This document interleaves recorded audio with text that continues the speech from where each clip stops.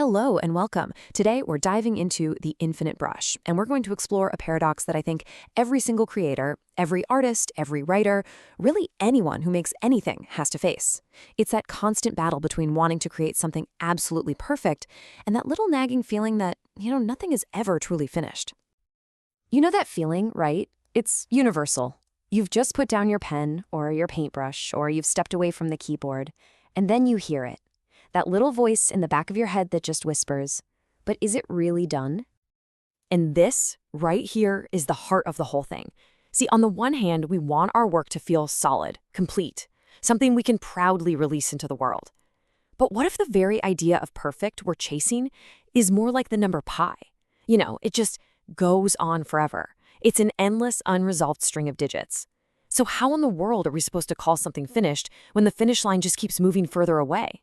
So how do we navigate this? Well, it all starts by learning to listen, learning to hear that really quiet internal signal, that little whisper that tells us, maybe, just maybe, it's time to let go. And the thing about this inner voice is, it's not demanding some kind of universal, timeless perfection. It's more of an instinct. It's a feeling that, for right now, with the tools you have, with the skills you have today, this piece of work has hit its natural conclusion.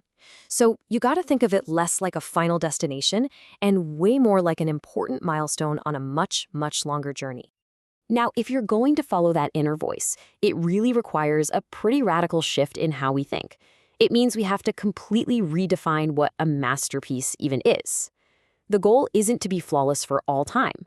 It's about achieving a unique kind of perfection, right here in this specific moment. Let's give this idea a name. Let's call it contextual perfection. It's this beautiful concept that a creation doesn't have to be perfect forever. It just has to be perfect for now. It's this fleeting harmony that's totally shaped by the tools you had, the ideas you were wrestling with, and all the circumstances of that one single unique moment in time. I mean, think about the people who built the Parthenon. They didn't have lasers or CAD software or anything like that. And yet what they made was absolutely stunning, a perfection built from the knowledge and the tools of their era. It wasn't a masterpiece because it lived up to some abstract, universal ideal. It was a masterpiece because it was the perfect expression of its own time and place. And we see the exact same thing with Michelangelo's David. It's the absolute pinnacle of Renaissance art, right? But its very form, even down to its famously unfinished base, it's kind of like a quiet nod to the real-world limits the artist was working under. It's a masterpiece not in spite of its constraints, but because of the incredible way it triumphed within them. Okay, so if each piece of work is just a perfect moment frozen in time, what does that say about the person who made it, about the creator? Well, it means the whole focus shifts. It moves away from the finished product and onto the process itself. It's no longer about the destination, it's all about the journey. Here's a really great way to picture this. Imagine your creative life as a long string, and every project you finish, that's a beautiful, complete pearl that you add to the string. But here's the key, it's not the end. The very act of making that pearl changes you. It grows your skills, it gives you new ideas, and it gets you ready to create the next pearl on the string, which will be different and maybe even more amazing. This reveals something so profound. We, the creators, we grow with our creations. A perfect example is Charles Dickens. He didn't just write great expectations and then walk away. Nope, he was constantly tinkering with it, revising it. Every new edition was like a new, finished pearl, and each one reflected a wiser, more mature author. The work itself became the bridge to his own personal evolution. Now, to really grasp the power of chasing something that seems unattainable, we can find an amazing and kind of surprising parallel in the world of math. See, in mathematics, infinity isn't this scary problem that needs to be solved. It's actually a beautiful, powerful concept that fuels all kinds of discovery.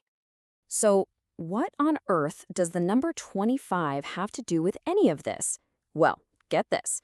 25 is the number of decimal places of pi that NASA needs to accurately guide a spacecraft all the way across the solar system. That's it. The full number is infinite, but this tiny, good enough slice is literally powerful enough for us to go and explore new worlds. It's just a perfect illustration of how a finite, practical, finished thing can achieve the incredible.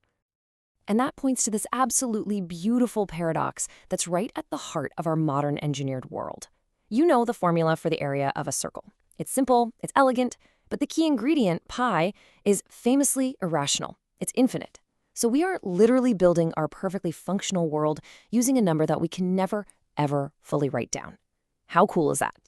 The great mathematician Ramanujan basically lived and breathed this idea. For him, infinite series weren't roadblocks, they were fountains of insight.